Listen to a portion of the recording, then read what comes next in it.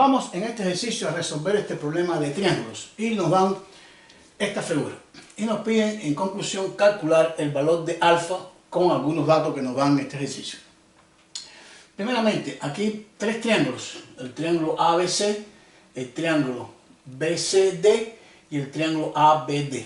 Estos son los tres triángulos que me dan en este ejercicio.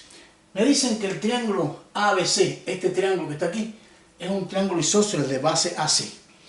Y recordemos que los triángulos tienen propiedades, específicamente cuando son, en este caso, isósceles, equiláteros, etc.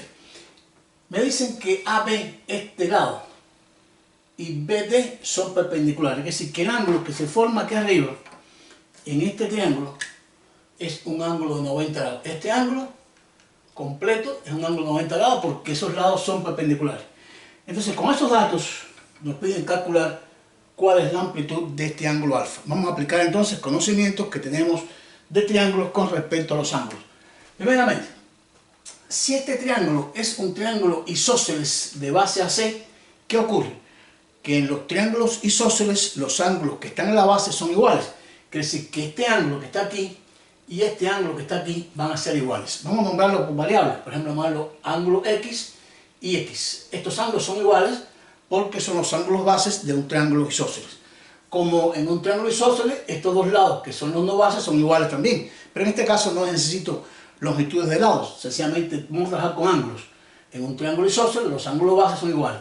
Y entonces aquí en este triángulo que está formado aquí, hay tres ángulos interiores. Y recordamos que la suma de los tres ángulos interiores de un triángulo es igual a 180 grados. Quiere decir, en el triángulo ABC,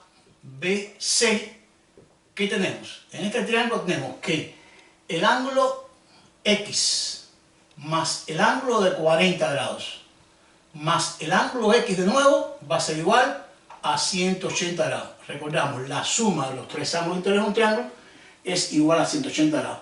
Vamos entonces a buscar cuánto vale X. Aquí tendríamos X más X nos daría 2X igual a 180 menos 40 grados. Vamos a restar. Nos quedaría 2X igual a 140 grados. Donde X sería entonces, en este caso, despejando la X, 140 grados entre 2. Y ese ángulo X va a medir 70 grados. Quiere decir entonces que los ángulos bases de ese triángulo isósceles van a medir 70 grados. Ya sé entonces que estos ángulos van a tener la amplitud de 70. 70 y 70. ¿Por qué razón? 70 más 40 más 70, esta suma daría 180 grados, que es la suma de los tres ángulos interiores. Ahora bien, si estos dos lados son perpendiculares, entonces este ángulo va a medir la diferencia de 90. Sería, el ángulo vale 90. Si este vale 40, este ángulo va a medir 50 grados para que la suma me dé 90.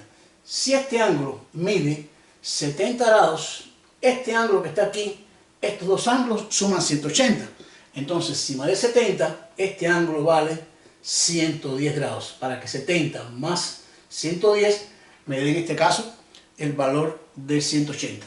Y entonces se cumple que el ángulo alfa, que es un ángulo exterior a este triángulo, es igual a la suma de los dos ángulos no adyacentes a él. Y sería entonces la suma, este ángulo sería la suma de 50 más 110. Y entonces el ángulo alfa sería igual a 160 grados. Esta forma sería buscarlo, el valor de alfa. ¿Hay otra forma de buscarlo? Si este vale 50 y este vale 110, esto da 160.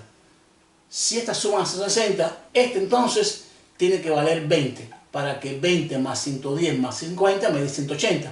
Si este vale 20, esta suma da 180 y por ende entonces alfa vale 160 grados. Espero les haya gustado el ejercicio, lo han entendido cómo aplicar conceptos de triángulos en este caso con ángulos, donde el triángulo es isósceles, suma de ángulos interiores, ángulos en este caso que suman 180, ángulos rectos que son 90 grados y el ángulo exterior de un triángulo que es igual a la suma de los dos ángulos no adyacentes a él. Muchas gracias, suscríbanse, nos vemos en nuestro próximo video.